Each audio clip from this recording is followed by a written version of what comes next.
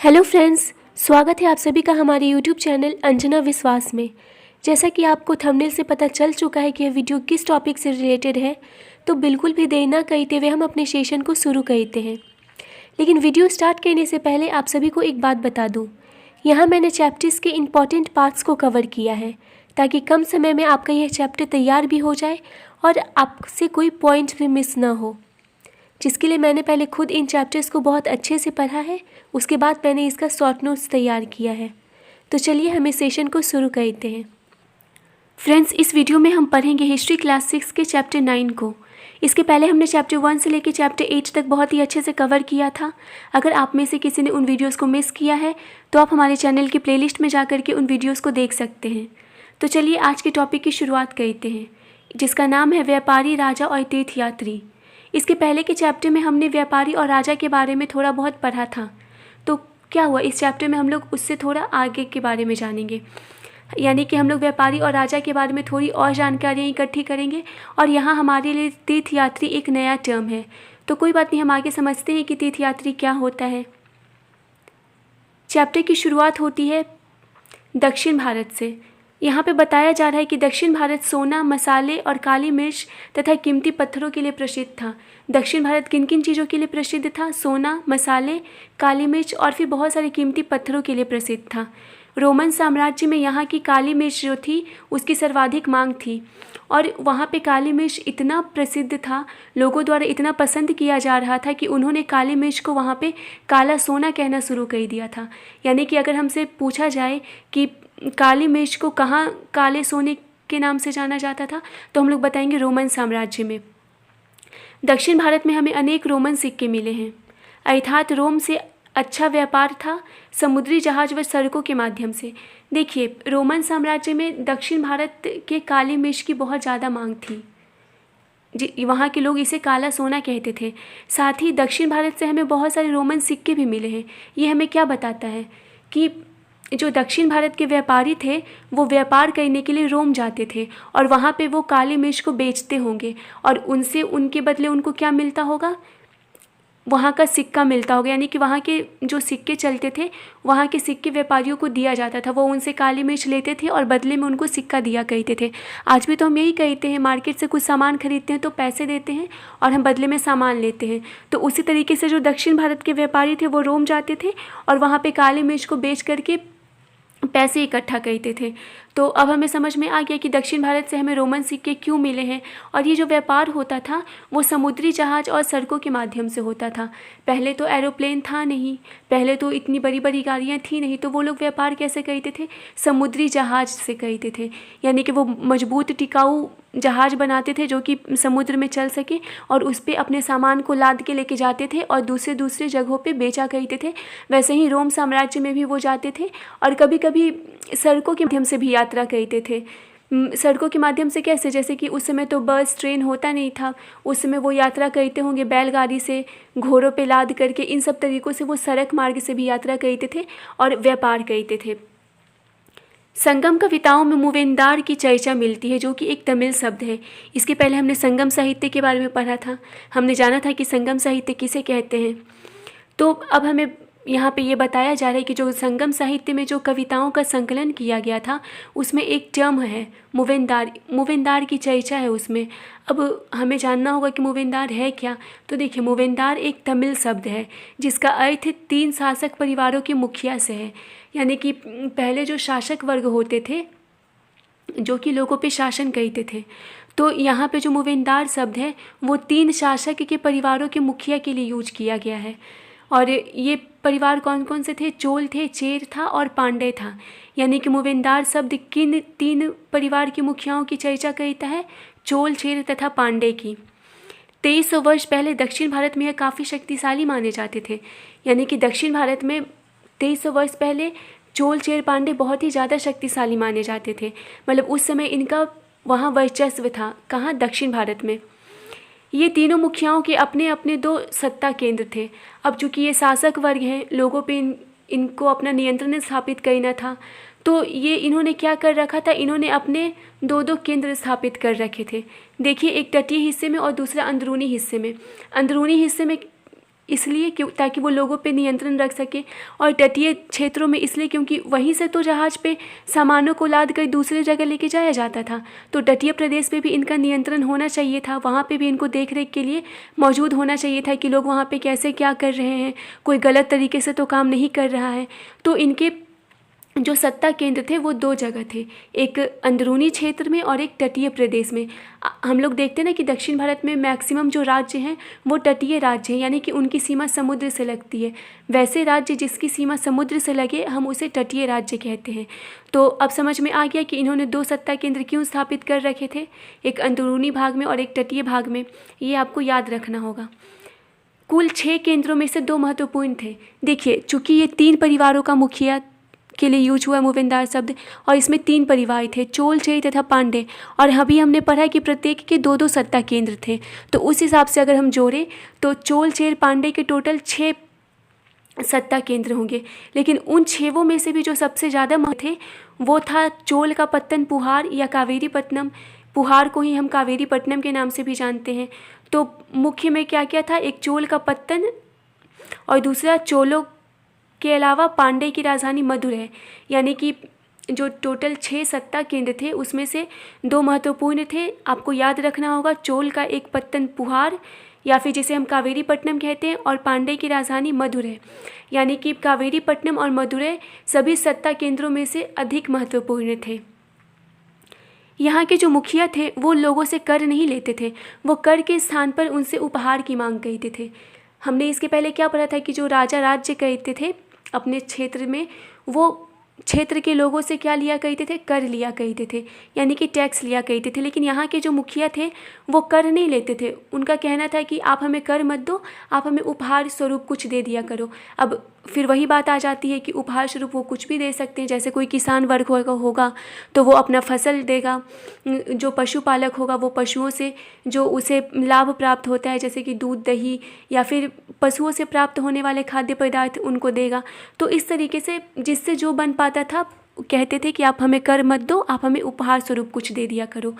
यही जो मुखिया थे उनके सैनिक कभी कभी अभियान करके आसपास के इलाकों से शुल्क भी इकट्ठा करते थे, और फिर जो वो शुल्क इकट्ठा करते थे उसमें से वो कुछ धन अपने पास रखते थे, कुछ अपने समर्थकों को दे दिया करते थे और कुछ धन वो कवियों को देते थे।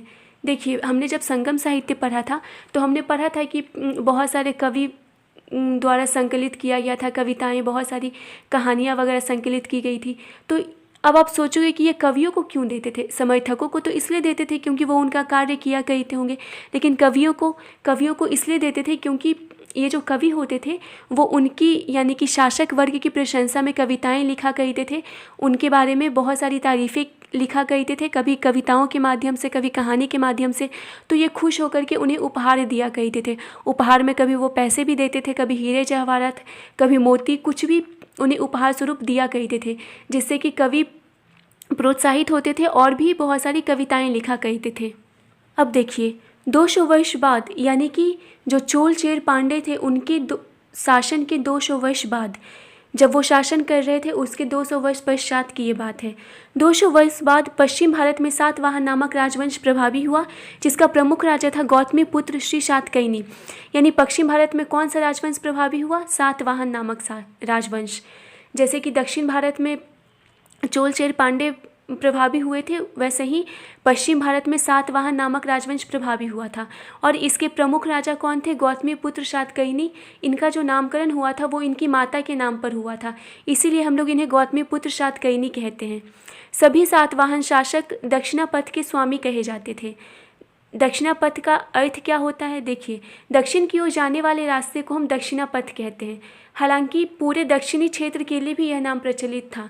देखिए, जितने भी सातवाहन शासक थे उन्हें हम लोग दक्षिणापथ के स्वामी के नाम से जानते थे।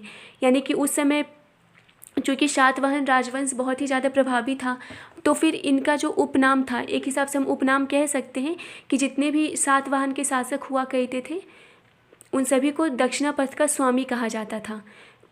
उन्हीं में से एक थे गौतमी पुत्र सातकर्णी। ऐसा नहीं है कि इसमें बस यही एक शासक थे, और भी बहुत सारे शासक थे जिनका नाम अभी हमें नहीं पढ़ना है। और वो सभी शासक का एक उपनाम था दक्षिणापथ, जिसका अर्थ होता है दक्षिण की ओर जाने वाला रास्ता। कहने का मतलब है कि नाम से हमें पता चलता है कि इन पश्चिम भारत से, यानी कि इनका जो पश्चिमी भारत पे जो राज्य अधिकार था, तो वहाँ से जब दक्षिण भारत में प्रवेश करने वाला जो रास्ता था वो इनके कब्जे में होगा, इनके नियंत्रण में होगा, तभी तो इन्हें दक्षिणापथ का स्वामी कहा जाता था। तो अगर आपसे पूछा जाए कि दक्षिणापथ किस राजवंश का उपनाम हुआ करता था, तो आप बताओगे सातवाहन का। यानी कि सातवाहन राजवंश के जितने भी शासक थे उनको हम लोग दक्षिणापथ के स्वामी कहते थे। हालांकि कभी कभी लोग पूरे दक्षिणी क्षेत्र के लिए भी इस नाम का प्रयोग कर लिया करते थे दक्षिणापथ, लेकिन हमें याद रखना होगा कि ये मुख्यतः दक्षिण की ओर जाने वाले रास्ते के लिए प्रयोग किया जाता था। अब हम जानेंगे रेशम मार्ग की कहानी। आज भी हम लोग रेशम मार्ग के बारे में पढ़ते हैं, तो चलिए देखते हैं इसका इतिहास क्या है। पहले हम लोग जानते हैं कि रेशम का कपड़ा तैयार कैसे होता है। तो सबसे पहले रेशम का कीड़ा होता है, वो क्या करता है कि उससे रेशम, कच्चा रेशम तैयार होता है, और जब वो कच्चा रेशम तैयार करता है तो लोग उससे सूत कताई करते हैं, और जब सूत कताई हो जाती है उससे वो वस्त्रों का निर्माण करते हैं। तो इस प्रकार से रेशम के कपड़े बनने की उत्पत्ति हुई थी। अब देखिए, रेशम बनाने की तकनीक का आविष्कार सबसे पहले चीन में करीब 7000 साल पहले हुआ था। यानी कि अगर हमसे कोई पूछे कि रेशम बनाने की तकनीक का आविष्कार कहाँ हुआ था, तो हम बताएंगे चीन में हुआ था। और कब हुआ था? 7000 साल पहले हुआ था। लेकिन जो चीनी लोग थे वो बहुत ही ज़्यादा चालाक थे, और उन्होंने हज़ारों साल तक इसे दुनिया से छुपा के रखा था। क्या छुपा के रखा था? ये छुपा के रखा था कि रेशम बनता कैसे है, वो रेशम कैसे तैयार करते हैं, और फिर रेशम के कपड़े कैसे बनाते हैं। अब आप सोचो कि ये छुपा के क्यों रखते थे? इसलिए छुपा के रखते थे ताकि और सब लोगों को पता चल जाएगा तो वो भी वस्त्र निर्माण करने लगेंगे रेशम के, और फिर उनका जो व्यापार है इसे बेचना तैयार करके, वो थोड़ा मुनाफा कम हो जाएगा, क्योंकि बहुत सारे लोग आ जाएंगे इस क्षेत्र में रेशम के व्यापार में। तो वो इन्होंने तकरीबन हज़ारों साल तक पूरी दुनिया से छुपा के रखा था कि वो कैसे रेशम का निर्माण करते हैं। चीन के व्यापारी जिस रास्ते से यात्रा करके रेशमी कपड़ों का व्यापार करते थे वह रेशम मार्ग के नाम से प्रसिद्ध हो गया। अब जाहिर सी बात है कि व्यापारी एक जगह तो रह के व्यापार करते नहीं हैं, वो एक स्थान से दूसरे स्थान जाते हैं अपने सामानों को बेचने के लिए। तो उसी तरीके से वो जिस रास्ते का प्रयोग करते थे रेशम के कपड़ों को ले जाने के लिए, तो उस रास्ते का ही नाम दे दिया गया सिल्क रूट, यानी कि रेशम मार्ग उस रास्ते का नाम दे दिया गया। कुछ शासक इस सिल्क रूट पर अपना नियंत्रण करना चाहते थे, क्योंकि रास्ते पर यात्रा कर रहे व्यापारियों से उन्हें कर, शुल्क तथा तोहफों के जरिए लाभ मिलता था। देखिए, जो ये सिल्क रूट था, यहाँ से जब व्यापारी ट्रेवल करते थे, मतलब एक स्थान से दूसरे स्थान पे जाते थे, तो ज़रूरी तो नहीं है कि वो क्षेत्र उन्हीं के राज्य के नियंत्रण में हो, उन्हें कभी कभी दूसरों राज्य के नियंत्रित क्षेत्र से भी होकर के जाना पड़ता था। तो वो जिस क्षेत्र से जाते थे वहाँ पे बहुत सारे शासक वर्ग सोचते थे कि वो जिस क्षेत्र से जाते हैं वहाँ पे हम अपना नियंत्रण कर लें, क्योंकि वहाँ से जो व्यापारी क्रॉस करते थे उन्हें कर देना होता था, टैक्स देना होता था। इसलिए बहुत सारे शासक चाहते थे कि हम उस क्षेत्र पे अपना नियंत्रण करें, और फिर व्यापारी वर्ग जो भी गिफ्ट या फिर उपहार स्वरूप जो भी दे, टैक्स दे, वो उनको मिले। तो इस तरीके से उनको भी लाभ हो जाएगा। तो वो क्या कहते थे, उनसे उपहार लेते थे, कर लेते थे, और उसके बदले क्या कहते थे, उसके बदले वे उन्हें सुरक्षा देते थे। क्योंकि उस समय जो व्यापारी इधर से उधर जाते थे अपने व्यापार के लिए, तो बहुत सारे लुटेरे उन पे आक्रमण करते थे और उनके सामानों को छीन लिया करते थे। तो इससे वो उसको सुरक्षा देते थे। कहने का तात्पर्य है कि व्यापारी उस क्षेत्र से क्रॉस करते थे तो उन्हें कर देना होता था। क्यों देना होता था? ताकि उस क्षेत्र का जो शासक, क्षेत्र का जो राजा है, वो उन्हें सुरक्षा दे लुटेरों से, ताकि लुटेरे उन पे आक्रमण ना कर सके। इससे क्या लाभ हो जाता था? व्यापारी को ये लाभ होता था कि वो सुरक्षित एक स्थान से दूसरे स्थान पे अपना सामान लेके जा पाते थे, और शासक वर्ग को मुनाफा होता था कि वो उनसे कभी कभी टैक्स, तो कभी उपहार, कभी कुछ ले लिया करते थे। इस तरीके से दोनों को फ़ायदा हो जाता था। तो बहुत सारे शासक वर्ग क्या चाहते थे कि उस पर हमारा नियंत्रण हो।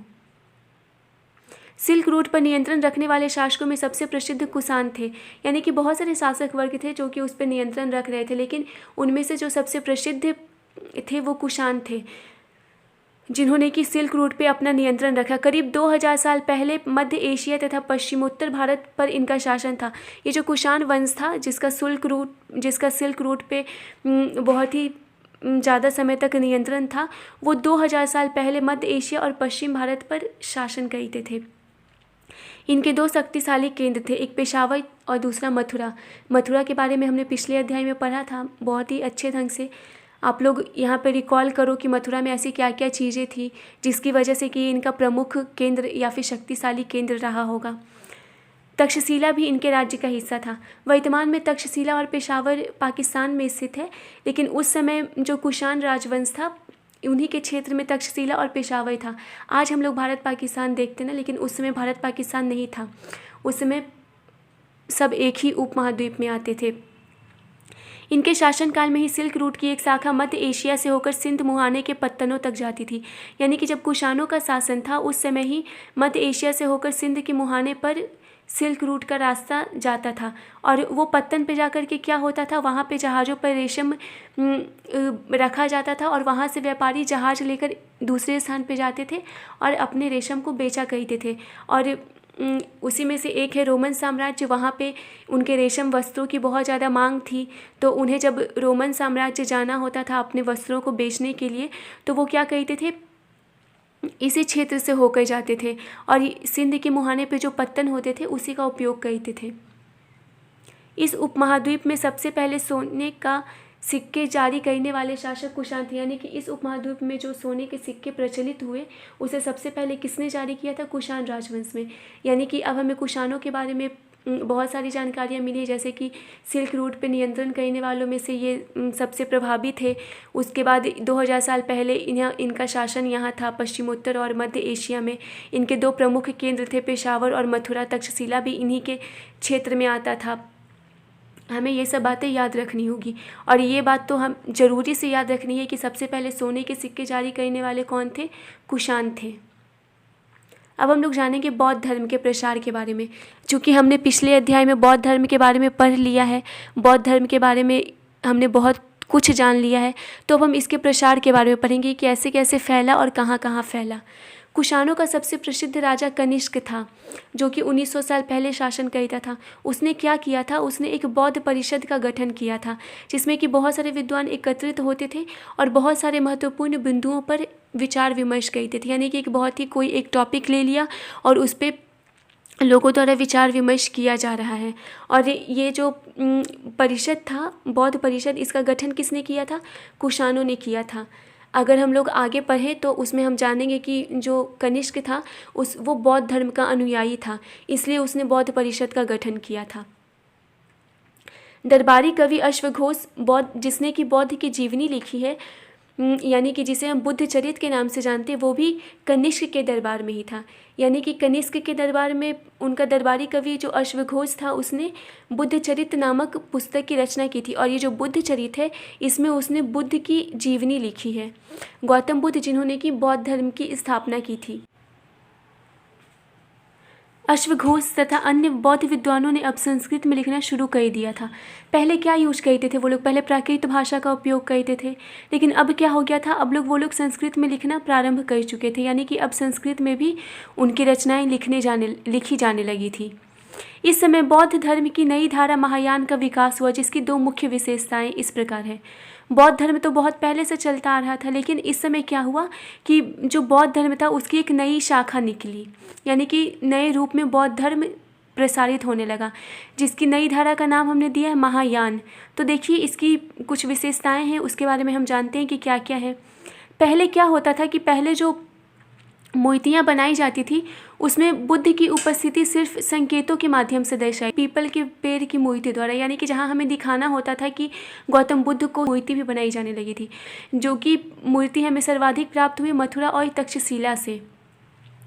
बोधिसत्व की आस्था में परिवर्तन आया, यानी कि महायान की जो दूसरी परिवर्तन हुई, दूसरी जो विशेषता है उसमें ये था कि बोधिसत्व जो पहले था उसमें अब परिवर्तन आया। पहले जो बोधिसत्व होता था वो होता था कि ज्ञान की प्राप्ति के बाद एकांतवास में रहते हुए ध्यान साधना करना, यानी कि बोधिसत्व उसे कहते हैं जो कि ज्ञान प्राप्ति के बाद एकांतवास करते हुए ध्यान साधना कर सकते थे। यानी कि वैसे लोग जिनको कि ज्ञान प्राप्त हो चुका है वो लोग अब एकांतवास करेंगे और वहीं पर ध्यान करेंगे, साधना करेंगे, जो भी करना होगा। लेकिन अब ऐसा करने के बजाय लोग क्या करने लगे थे, लोग अब सांसारिक परिवेश में ही रह करके एक दूसरे को शिक्षा देने लगे थे, साथ ही उनकी मदद करने लगे थे। यानी कि क्या अंतर इसमें आया?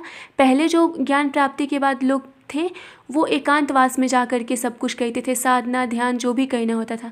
लेकिन अब इसमें परिवर्तन आ गया और अब लोग क्या कहने लगे, सांसारिक परिवेश में ही रहने लगे और साथ ही वो दूसरे लोगों को शिक्षा देने लगे, साथ ही उनकी मदद करने लगे। अब यह पूरे मध्य एशिया, चीन, कोरिया तथा जापान में भी फैल गई, यानी कि धीरे धीरे हम लोग जो बौद्ध धर्म था हमारा वो प्रसारित होने लगा। और अब ये धीरे धीरे क्या हुआ, पूरे मध्य एशिया, चीन, कोरिया, जापान जैसे देशों में भी फैलने लगा। बौद्ध धर्म का प्रचार पश्चिम तथा दक्षिण भारत में भी हुआ। इसके साथ ही हम लोग अभी तक जानते थे कि जो बौद्ध धर्म था वो मुख्यतः उत्तरी भारत में था, जैसे कि बिहार वही है ना, उत्तर भारत में पड़ता है, तो मुख्य जो इसकी पहचान थी वो उत्तर भारत में थी। लेकिन अब ये क्या हुआ, अब ये धीरे धीरे पश्चिम और दक्षिण भारत में भी प्रसारित होने लगा और वहाँ भी बौद्ध भिक्षुओं को रहने के लिए बहुत सारी गुफाएँ बनाई जाने लगी। पहले हम लोगों ने देखा था कि बहुत सारे विहारों का निर्माण किया जा रहा था बौद्ध भिक्षुओं के रहने के लिए, लेकिन अब क्या किया जाने लगा, गुफाएं बनाई जाने लगी। ऐसा इसलिए भी क्योंकि दक्षिण भारत में ज़्यादातर गुफाएं, मतलब पहाड़ी क्षेत्र है, ज़्यादा पहाड़ पाए जाते हैं, तो इसलिए वहाँ पे क्या किया जाने लगा, पर्वत पठारों आदि से कभी किसानों द्वारा तो कभी राजा रानियों द्वारा गुफाओं का निर्माण करवाया जाने लगा बौद्ध भिक्षुओं के लिए, जहाँ पे कि बौद्ध भिक्षु रह सकते थे। कभी कभी जो व्यापारी वर्ग आता था व्यापार करने के लिए वो भी इन गुफाओं में रहा करते थे, लेकिन ये जो मेनली बनाया गया था वो बौद्ध भिक्षुओं के लिए बनाया गया था। धीरे धीरे बौद्ध धर्म का प्रचार श्रीलंका, म्यांमार, थाईलैंड तथा इंडोनेशिया आदि भागों में भी फैला। लेकिन अंतर ये था कि जब ये श्रीलंका, म्यांमार ये सब किधर है, दक्षिण एशियाई देश हैं, तो इधर जब जो बौद्ध धर्म फैला, यहाँ पे थेरवाद नाम का बौद्ध धर्म फैला। ये थेरवाद उसे कहते हैं जो बौद्ध धर्म का आरंभिक रूप था। जैसा कि हमने पढ़ा कि अब बौद्ध धर्म की एक नई शाखा हो गई थी महायान, लेकिन जो इसका आरंभिक रूप था उसे हम थेरवाद कहते थे और ये सबसे ज़्यादा प्रचलित थी श्रीलंका, म्यांमार, थाईलैंड, इंडोनेशिया जैसे देशों में। अब हम पढ़ेंगे तीर्थयात्रियों के बारे में, लेकिन सबसे पहले हमें ये समझना होगा तीर्थयात्री कहते किसे हैं। तो देखिए, वैसे स्त्री पुरुष जो प्रार्थना के लिए पवित्र स्थानों की यात्रा किया करते हैं, यानी कि वैसे लोग जो कि मंदिर, बौद्ध विहार, यही सब तो पवित्र स्थान होता है ना, तो जो इन पवित्र स्थानों की यात्रा करते हैं उसे हम तीर्थयात्री कहते हैं। भारत आए कुछ तीर्थयात्रियों के नाम इस प्रकार हैं, जैसे कि चीन से आए थे फाशियन, वो आज से 1600 साल पहले आए थे। फिर वेनसांग 1400 साल पहले आए थे। इत्सिंग 50 साल पहले आए थे। तो फाशियन, वेनसांग, इत्सिंग ये कुछ तीर्थयात्री थे जो कि भारत आए थे प्रसिद्ध मठों और बुद्ध के जीवन से जुड़ी जगहों की यात्रा करने के लिए, यानी कि बुद्ध से जुड़े जो क्षेत्र होंगे वो क्या होंगे, पवित्र स्थान की श्रेणी में ही आएंगे ना। तो ये जो आए थे तीर्थयात्री वो बुद्ध के जीवन से जुड़ी कुछ स्थानों और प्रसिद्ध मठों को देखने आए थे। मठ वो जहाँ पे कि बौद्ध भिक्षु भिक्षुनी रहा करते थे, उसे हम लोग मठ भी कहते हैं। तो ये उस समय के प्रसिद्ध मठों को भी देखने आए थे। हम लोग को ये इन तीर्थयात्रियों के नाम अच्छे से याद रखना है, क्योंकि ये बहुत सारे क्वेश्चन में पूछे गए थे कि ये कहाँ से आए थे, कब आए थे, किनके शासनकाल में आए थे, तो ये सब हमें याद रखना होगा। इन्होंने अपनी यात्रा का वर्णन लिखा और उन किताबों को अपने साथ ले गए। देखिए, ये जब भारत आए इन सब स्थानों की यात्रा करने के लिए, तो इन्होंने यहाँ पे जो जो देखा उन सब चीज़ों को लिखा और लिखने के पश्चात वो उन्होंने क्या किया, उन किताबों को अपने साथ ले गए। लेकिन आज भी हमें उनके लिखे वृत्तांत प्राप्त होते हैं, तो कुछ यहाँ भी हैं और कुछ वो अपने साथ ले गए। लेकिन अब तो डिजिटल ज़माना है, हम लोग को पता चल जाता है कि कहाँ पे क्या है। चीन की बातें भी हमें यहाँ से पता चल जाती है, अमेरिका की बातें भी। तो भले वो किताब अपने साथ ले गए, लेकिन उसमें जो लिखी जानकारियाँ थी वो हमें पता है और हम उनके माध्यम से पता लगा सकते हैं कि उस समय के लोग कैसे रहते थे, कैसे क्या कहते थे। तो इन्होंने क्या किया था, अपने यात्रा वृत्तांत को एज ए किताब के रूप में लिखा था। वेनसांग तथा अन्य तीर्थयात्रियों ने उस समय के सबसे प्रसिद्ध बौद्ध विद्या केंद्र नालंदा बिहार में अध्ययन किया। यानी कि बहुत सारे लोग यहाँ पे अध्ययन करने भी आते थे। आप लोगों ने नालंदा विश्वविद्यालय का नाम सुना होगा, जो कि हमारी प्राचीनतम विश्वविद्यालयों में से एक है। तो बहुत सारे जो तीर्थयात्री थे, जैसे कि वेनसांग और भी बहुत सारे अन्य तीर्थयात्री थे, वे लोग यहाँ पर अध्ययन यानी कि पढ़ाई करने भी आते थे और उन्होंने इसके विषय में भी बहुत सारी बातें लिखी हैं। यहाँ के शिक्षकों के बारे में भी, यहाँ से वे बौद्ध धर्म की शिक्षा ग्रहण करते थे। अब हम लोग देखते हैं भक्ति की शुरुआत। किसी देवी या देवता के प्रति श्रद्धा को ही भक्ति कहा जाता है। भक्ति किसे कहते हैं? अगर किसी व्यक्ति में किसी देवी या देवता के प्रति श्रद्धा है तो वो भक्ति कहलाता है। भक्ति मार्ग की चर्चा हिंदुओं के पवित्र ग्रंथ भगवद गीता में की गई है। अगर आपको भक्ति के विषय में बहुत गहन अध्ययन करना है तो आप हिंदुओं के पवित्र ग्रंथ भगवद गीता को पढ़ सकते हैं, क्योंकि इस पुस्तक में भक्ति मार्ग की बहुत विस्तार पूर्वक चर्चा की गई है। और ये जो भगवद गीता ग्रंथ है वो हिंदुओं का पवित्र ग्रंथ है। भक्ति मार्ग अपनाने वाले लोग आडंबर के साथ पूजा पाठ करने के बजाय ईश्वर के प्रति लगन और व्यक्तिगत पूजा पर जोर देते थे। कहने का तात्पर्य है कि वास्तविकता को अपनाते हुए लोग भक्ति मार्ग पर चलते थे, यानी कि वो ज़्यादा आडंबर नहीं करते थे, वो दिखावा नहीं करते थे, वो किसी भी चीज़ को बढ़ा चढ़ाकर पेश नहीं करते थे। वो अपनी जीवन की वास्तविकता को अपनाते हुए प्रभु की चिंतन में लीन रहते थे, प्रभु की भक्ति किया करते थे, यानी कि देवी देवताओं के पूजा पाठ में लीन रहते थे और वो किसी भी तरह का आडंबर में विश्वास नहीं रखते थे और सत्कर्म करते हुए आगे बढ़ते थे, यानी कि अच्छे कर्म करते थे। किसी भी लोग को दुख नहीं पहुंचाते थे अपने कारण और वास्तविकता के साथ अपने जीवन को जीते थे, साथ ही वो पूजा पाठ किया करते थे। अब देखिए, वाराह के रूप में विष्णु की प्रतिमा एरन से मिली है और एरन मध्य प्रदेश में। अगर हमसे पूछे कि भगवान विष्णु की वाराह रूप की प्रतिमा कहाँ से प्राप्त हुई है तो एरन के मध्य प्रदेश से प्राप्त हुई है। ये बात आपको बिल्कुल अच्छे से याद होनी चाहिए। ये बहुत सारे एग्जाम में पूछा भी जा चुका है कि वाराह रूप में भगवान विष्णु की प्रतिमा कहाँ से प्राप्त हुई है, तो वो एरन से प्राप्त हुई है। एरन कहाँ है? तो मध्य प्रदेश में है। तो चलिए, इसी के साथ इस चैप्टर की यहीं पे समाप्ति होती है। तो इस वीडियो में हमने सीखा कि तीर्थयात्री किसे कहते हैं, व्यापारी जो व्यापार करते थे तो कैसे उनके व्यापार के चलते सिल्क रूट का निर्माण हो गया, रेशम का निर्माण कहाँ हुआ, कैसे प्रारंभ हुआ, रेशम मार्ग का इतिहास क्या है। हमने ये भी पढ़ा कि चोल चेर पांडे कौन थे, दक्षिण भारत में वो क्यों शक्तिशाली थे, वो कैसे कर इकट्ठा करते थे, कैसे क्या करते थे, इन सब चीज़ों के बारे में हमने पढ़ा। साथ ही हमने पढ़ा कि बौद्ध धर्म का प्रसार कैसे हुआ, कैसे बौद्ध धर्म की एक नई शाखा महायान विकसित हुई। तो इस तरीके से आज हम इस चैप्टर की यहीं पे समाप्ति करते हैं। अगर आपको ये वीडियो बिल्कुल अच्छे से समझ में आ गई है तो आप हमारे चैनल को लाइक, शेयर एंड सब्सक्राइब करना ना भूलें। धन्यवाद।